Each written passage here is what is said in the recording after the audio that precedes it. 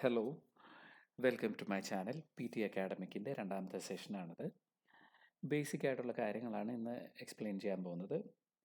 ഞാൻ ആദ്യം തന്നെ പറഞ്ഞു, ഞാനൊരു പ്രൊഫഷണൽ ടീച്ചറോ പഠിപ്പിക്കുന്ന ആളൊന്നുമല്ല. എൻ്റെ എക്സ്പീരിയൻസ് ഞാൻ നിങ്ങളുമായിട്ട് ഷെയർ ചെയ്യുന്നതേ ഉള്ളൂ. ഒന്നാമത്, നമ്മൾ എപ്പോഴാണ് പി ടിക്ക് എക്സാമിന് ഡേറ്റ് എടുക്കേണ്ടത്? എല്ലാ ദിവസവും നമുക്കൊരു 2 മണിക്കൂർ, 2.5 മണിക്കൂർ കണ്ടിന്യൂസ് അല്ല, ഒരു ദിവസത്തിൽ എപ്പോഴെങ്കിലും 2.5 മണിക്കൂർ നമുക്ക് പ്രാക്ടീസ് ചെയ്യാൻ ടൈം ഉണ്ടെന്നുണ്ടെങ്കിൽ നമ്മൾ പഠിക്കാൻ തുടങ്ങുന്നതിൻ്റെ അന്ന് മുതൽ ഒരു 25 ദിവസം, 30 ദിവസത്തിനുള്ളിൽ ഒരു ഡേറ്റ് നേരത്തെ എടുക്കുന്നുണ്ടോ പ്രശ്നമില്ല. 100% 2.5 മണിക്കൂർ നമ്മൾ പ്രാക്ടീസ് ചെയ്യാൻ കിട്ടുന്നുണ്ടെങ്കിൽ 100% നല്ലൊരു സ്കോർ നമുക്ക് പി ടിക്ക് കിട്ടും. ഇനി നമുക്ക് എല്ലാ ദിവസവും പഠിക്കാൻ അധികം ടൈം കിട്ടുന്നില്ല, ചില ദിവസം സ്കിപ്പ് ചെയ്യേണ്ടി വരും, ജോലിയുടെയോ അല്ലെങ്കിൽ വേറെ ഏതെങ്കിലും കമ്മിറ്റ്മെൻ്റ് ആയിട്ട് അങ്ങനെ ചെയ്യേണ്ട അങ്ങനത്തെ ഒരു സിറ്റുവേഷൻ ആണെന്നുണ്ടെങ്കിൽ നേരത്തെ ഡേറ്റ് എടുക്കണ്ട. നമ്മൾ പ്രാക്ടീസ് ചെയ്യുക. പ്രാക്ടീസ് ചെയ്തിട്ട് നമ്മൾ മോക്ക് ടെസ്റ്റ് ചെയ്യുമ്പോൾ നമുക്ക് ഒരു ഡിസേർഡ് ആയിട്ടൊരു സ്കോർ കിട്ടുന്നെന്നുണ്ടെങ്കിൽ, ഇപ്പം ഇമിഗ്രേഷൻ പർപ്പസിലായിരിക്കും അല്ലെങ്കിൽ പുറത്ത് പോയി പഠിക്കാനുള്ള ഇതിലായിരിക്കും നമ്മൾ പി ടി എക്സാം എഴുതുന്നത്. ആ ഡിസൈർ സ്കോർ നമുക്ക് അതിൻ്റെ അടുത്തെങ്കിലും വരുന്നുണ്ടെങ്കിൽ ആ സമയത്ത് ഒരു 5-10 ദിവസം ഗ്യാപ്പ് ഇട്ടിട്ട് ഡേറ്റ് എടുക്കുന്നതായിരിക്കും നല്ലത്.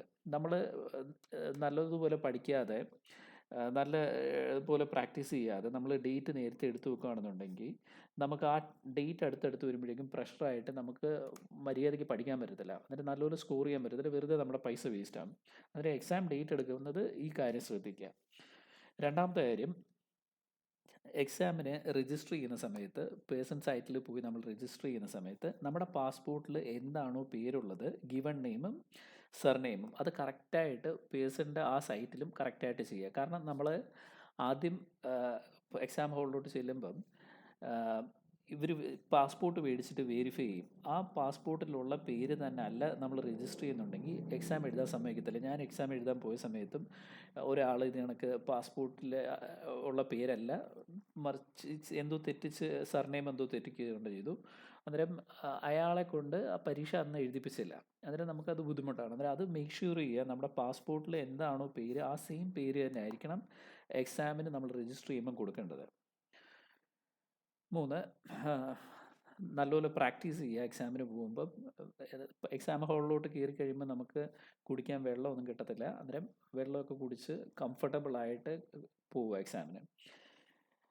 എക്സാം ഹാളിൽ കയറി കഴിഞ്ഞാൽ നമ്മൾ ചെയ്യേണ്ടത് എന്താണെന്ന് വെച്ച് കഴിഞ്ഞാൽ നമ്മുടെ മൈക്ക് ചെക്ക് ചെയ്യുക, നമുക്ക് കറക്റ്റായിട്ട് കേൾക്കുന്നുണ്ടോ എന്ന് ചെക്ക് ചെയ്യുക.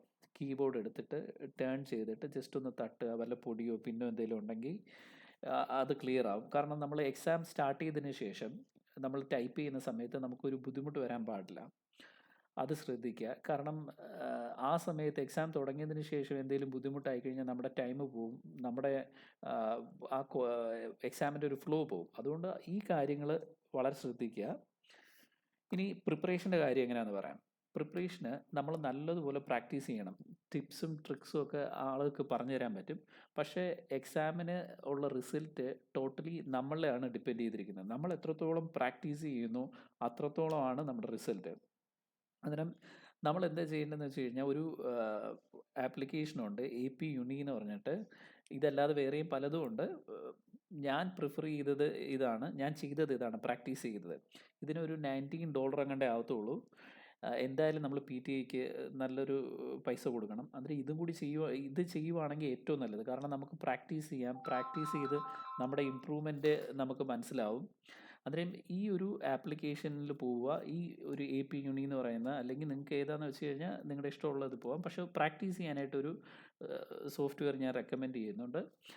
ഇതിന് സൈനപ്പ് ചെയ്തിട്ട് $19 എടുക്കുക. നമ്മൾ തുടർന്ന് പഠിക്കുന്ന സെഷനിൽ ഞാനിത് എക്സ്പ്ലെയിൻ ചെയ്യാം എങ്ങനെയാണെന്നൊക്കെ ഉള്ള കാര്യങ്ങൾ. ഓക്കെ, അന്നേരം ഇതൊക്കെയാണ് കോമൺ ആയിട്ടുള്ള കാര്യങ്ങൾ. വേറൊരു കാര്യം, നമ്മൾ എക്സാമിന് വേണ്ടിയിട്ട് പ്രിപ്പയർ ചെയ്യുകയാണ്. അന്നേരം എക്സാമിന് എന്തൊക്കെയാണോ വരുന്നത് അത് നമ്മൾ എക്സ്പെക്റ്റ് ചെയ്യണം. ഓക്കെ, സ്പീക്കിങ്ങിന് ഇത്ര ക്വസ്റ്റ്യൻ വരും, ഇത്രയാണ് ടൈം, ഇത്രയാണ് സ്കോർ, ഒരു റീഡ് അലോഡ് കഴിഞ്ഞാൽ അടുത്ത് എന്താ വരുന്നത്, അന്നേരം ആ ഒരു പാറ്റേൺ നമുക്ക് മനസ്സിലാവണം. അന്നേരം നമുക്ക് നല്ല കോൺഫിഡൻ്റ് ആയിരിക്കും. ഓക്കെ, ഇത്ര എണ്ണം കഴിഞ്ഞു, അടുത്ത് നമ്മൾ ഇതാണ് എക്സ്പെക്റ്റ് ചെയ്യുന്നത്, ഇത്ര സമയത്തിനുള്ളിൽ നമുക്കിത് തീർക്കണം. നല്ലപോലെ പ്രാക്ടീസ് ചെയ്യുമ്പോൾ അത് തീരും. തുടർന്നുള്ള ഓരോരോ സെഷനിൽ ഞാനത് എക്സ്പ്ലെയിൻ ചെയ്യാം. ഓക്കെ, എന്തായിരുന്നാലും ഇന്നത്തെ സെഷൻ ഇതാണ്. അടുത്ത സെഷൻ നമുക്ക് റീഡ് അലോഡ് ആയിരിക്കും. അടുത്ത സെഷനിൽ കാണാം. Thank you.